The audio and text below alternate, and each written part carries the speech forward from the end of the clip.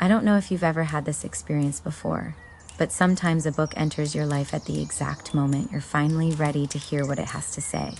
Not a day earlier, not when someone recommended it months ago, but right in that very specific season where your soul is tired of its own excuses. For me, that book was The Mountain Is You by Brianna Wiest. And I didn't just read this book. I felt it in my chest, in my habits, in all the little places where I'd been quietly sabotaging myself without even realizing it. And the funny part, when I bought it, I wasn't even looking for a life-changing read. I just remember feeling off, like I was stuck in the same loop, repeating the same patterns, wanting change but not trusting myself enough to start. It felt like standing on the edge of the life I wanted and never stepping into it. One of the first lines that shook me was this: self-sabotage is not the act of ruining your life. It is the act of trying to protect yourself. And it hit me so hard because I had never thought of it that way. Nobody teaches us that. Nobody tells you that the procrastination, the overthinking, the fear, the self-doubt isn't you being weak. It's you being scared. Scared of exposure, scared of effort, scared of disappointment, scared of becoming the version of yourself you secretly know you're meant to be. And that realization alone felt like someone finally turned on a light in a room that had been dim for years. Before this book, I always told myself stories like, I'm just not consistent. I get overwhelmed easily. I'm not good at routines. I'm not the type of person who can stay disciplined. But guess what, Brianna Wiest made me realize? Those weren't facts. Those were defense mechanisms, dressed up as personality traits. I wasn't inconsistent.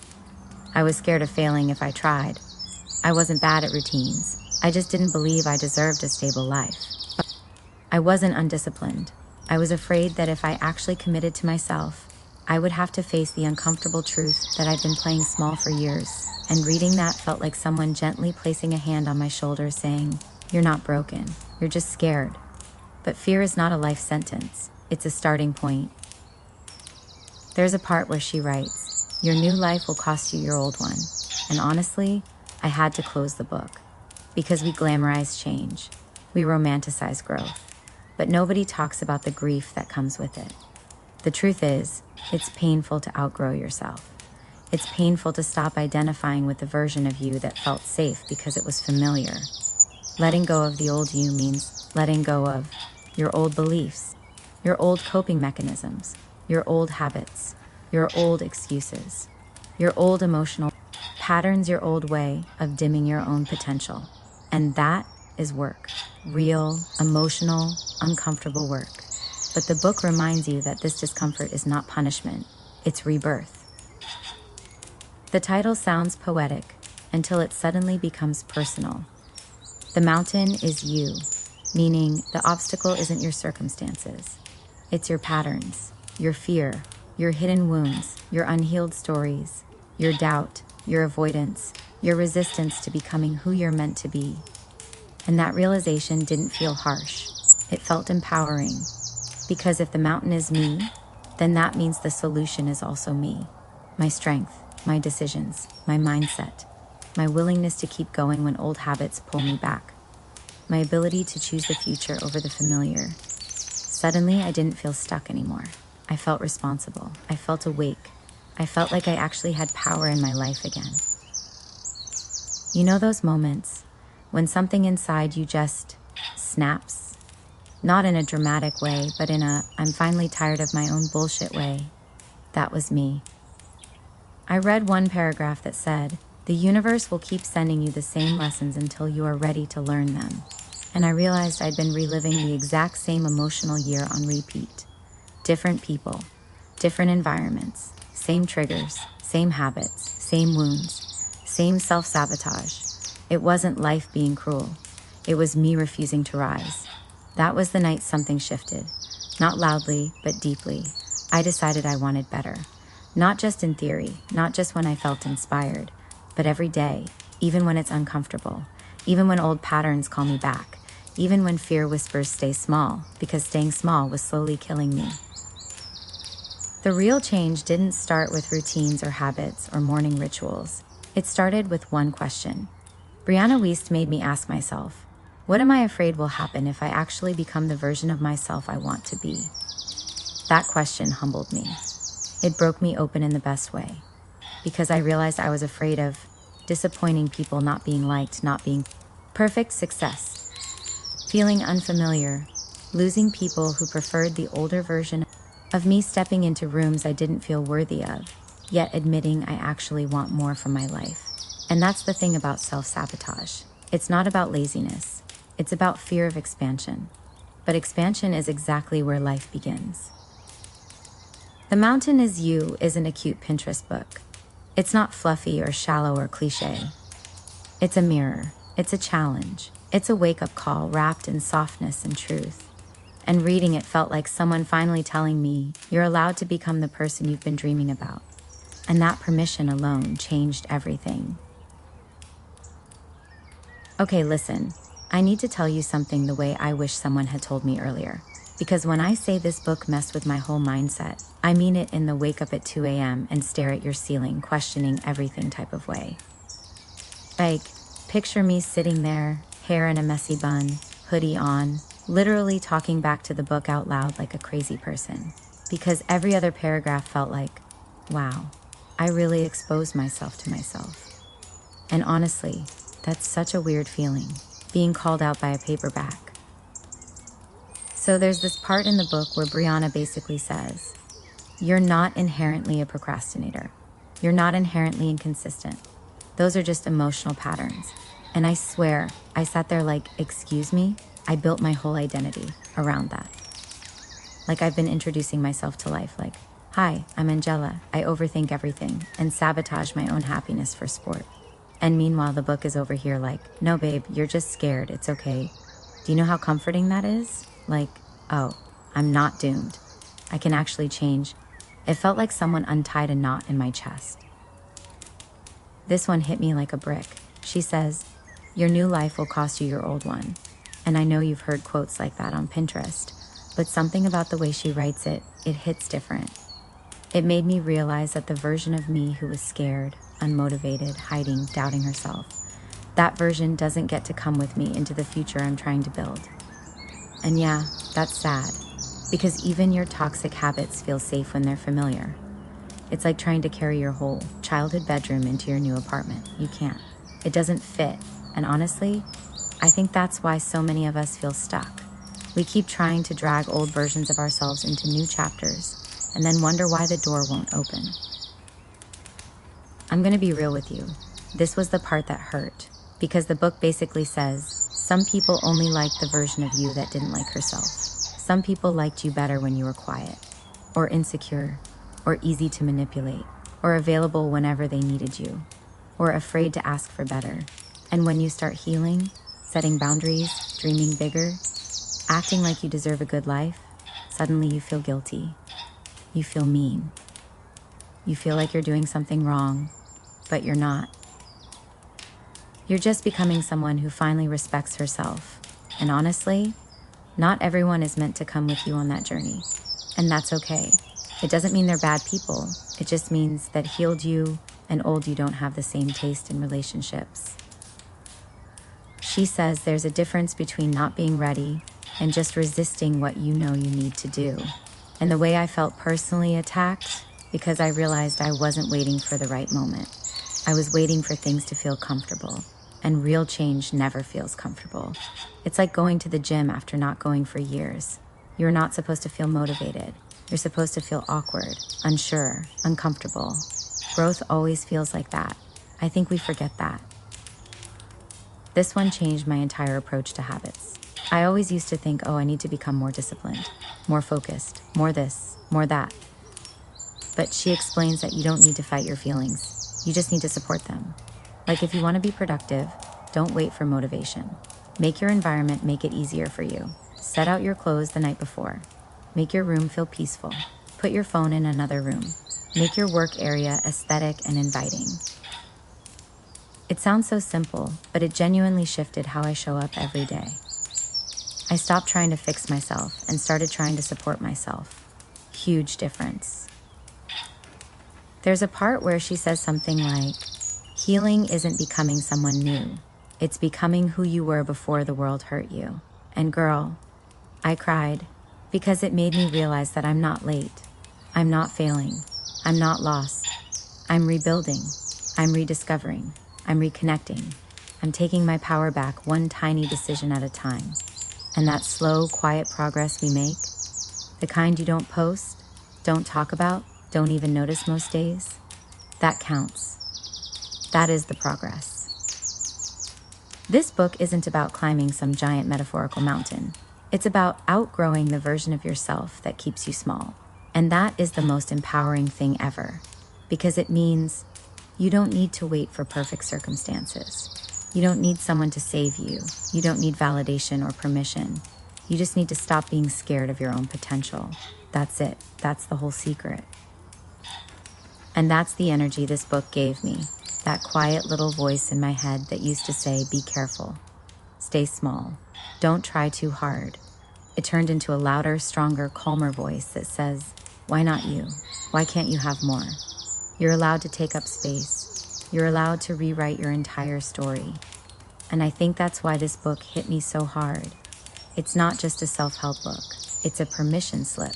A permission slip to outgrow, to expand, to rise, to become. Reading a book is cute. Highlighting quotes is cute. Feeling inspired for 10 minutes is cute. But what actually changed my life was how I started living after I closed it. And honestly, these shifts were so small that no one noticed at first. Not my family, not my friends, not even me. But then one day I woke up and realized, oh, I'm not the same person anymore. So let me walk you through the actual changes. The ones that turned into habits, then routines, then mindset shifts. Going to the gym, having an honest conversation, setting boundaries, waking up earlier, saying no, choosing self-respect over validation, trying something new, facing your habits, letting go of people who aren't good for you. Discomfort is not a warning sign anymore. It's a green light. It's the universe saying, good job, keep going. This was a major shift for me. I always thought motivation was the starting point, like you're supposed to feel like being productive before you are. But Brianna explains that motivation is the reward, not the pre-step. Motivation comes after you start, not before. So I stopped waiting. I just did tiny things. 5 minutes of cleaning, 10 minutes of reading, replying to one email, putting on workout clothes, even if I didn't go yet, filling my water bottle, opening my laptop. Those tiny actions created momentum, and momentum made me feel proud, and feeling proud made me motivated, reverse engineering my whole life, basically. Some friendships were rooted in trauma bonding, not genuine connection. Some dynamics depended on me being the weaker version of myself. Some people liked me better when I had low self-esteem, and I had to face the uncomfortable truth. Healed me and old me don't have the same taste in people. So I slowly started pulling away. Not dramatically, not with fights, not with speeches, just quietly choosing myself. And I swear, the peace I gained from that alone, life-changing. This is the part I almost didn't want to talk about, because it's the part of my transformation that wasn't pretty, wasn't aesthetic, and definitely wasn't Instagrammable. It's the part people don't put in their glow-up videos. But it's the part that actually healed me. The part that made me stop feeling like I was running from my life and start feeling like I was walking into it. Because here's the truth that the mountain is you made me face in the most uncomfortable, loving way.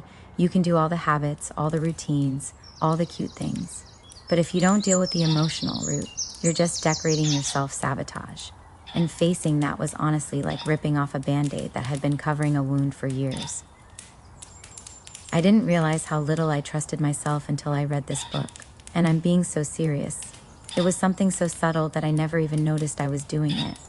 I didn't trust myself to follow through. I didn't trust myself to choose people who were good for me.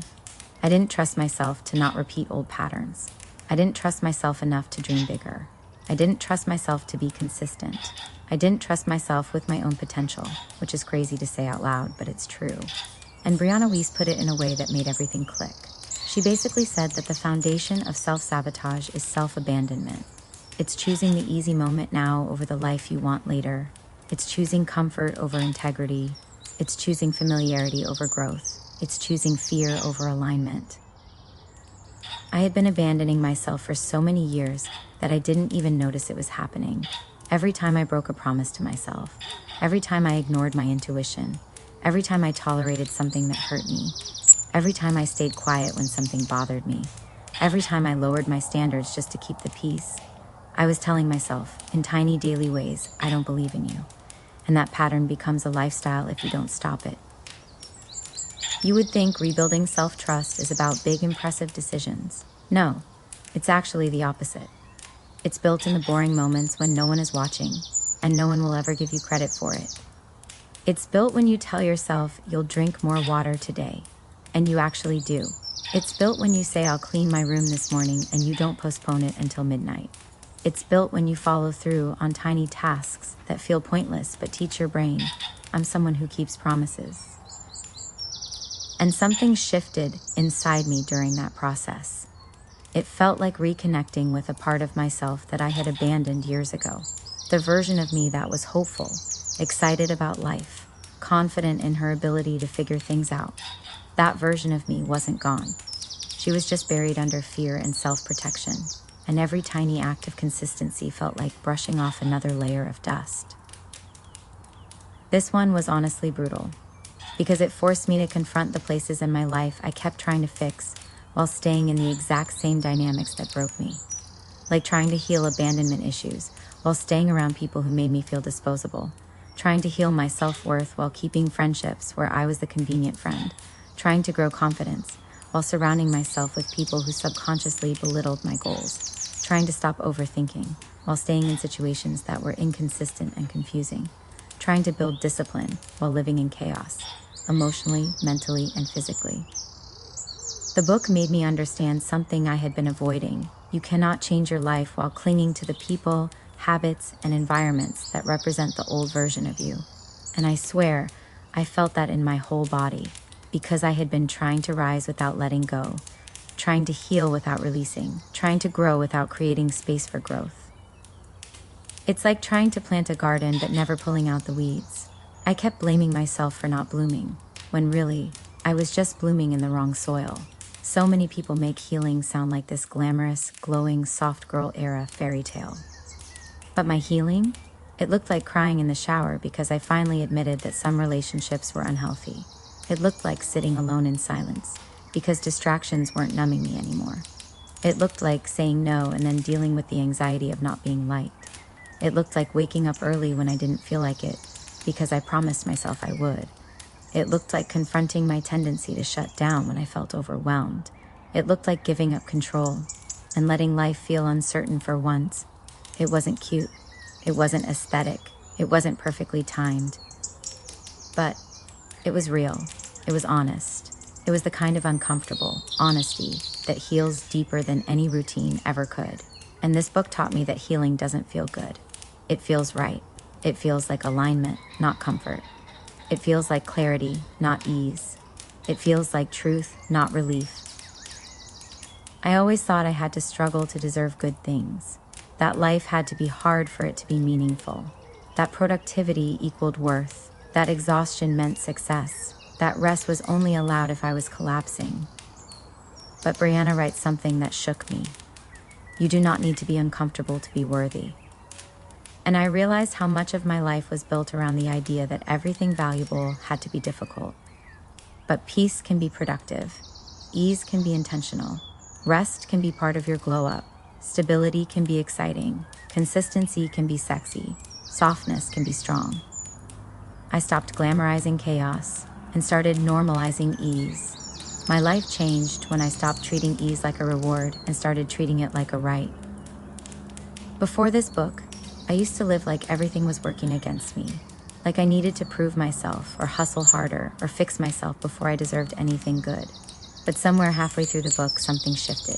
I started viewing the universe as something that collaborates with you, not competes with you. And I know that sounds spiritual or cliche, but hear me out. It's actually psychological. When you believe life is on your side, you stop resisting every little thing. You stop spiraling when things go wrong. You stop assuming the worst. This book didn't fix me. It reminded me that I was never broken. I just needed to stop standing in my own way. And once I moved, everything else did too. So that's my experience with the mountain is you. And honestly, I could talk about it for hours because it touched so many layers of my life. The habits, the mindset, the relationships, the self-talk, everything. But I want to leave you with this. Change isn't dramatic. It isn't flashy. It doesn't come overnight. It's quiet. It's small. It's the tiny moments when you choose yourself, when you show up for your own growth, when you trust yourself enough to do the thing you've been avoiding. That's where the magic happens. And if you're feeling like there's a mountain in your life right now, maybe it's fear, maybe it's doubt, maybe it's old habits. Remember this, the mountain isn't outside of you, it's inside you. And every step you take toward yourself, every small act of courage, is literally you climbing it. So don't underestimate the power of tiny, intentional choices. They add up, they transform, they shape the version of yourself you've been waiting to meet. If you found this video helpful or inspiring, make sure to like it and subscribe, because I'll be sharing more thoughts, reflections, and insights like this. Things that help us all become our best, most aligned selves. And share it with a friend who might need a little nudge to start trusting themselves too. So, that is it for today. Have a nice day. Bye.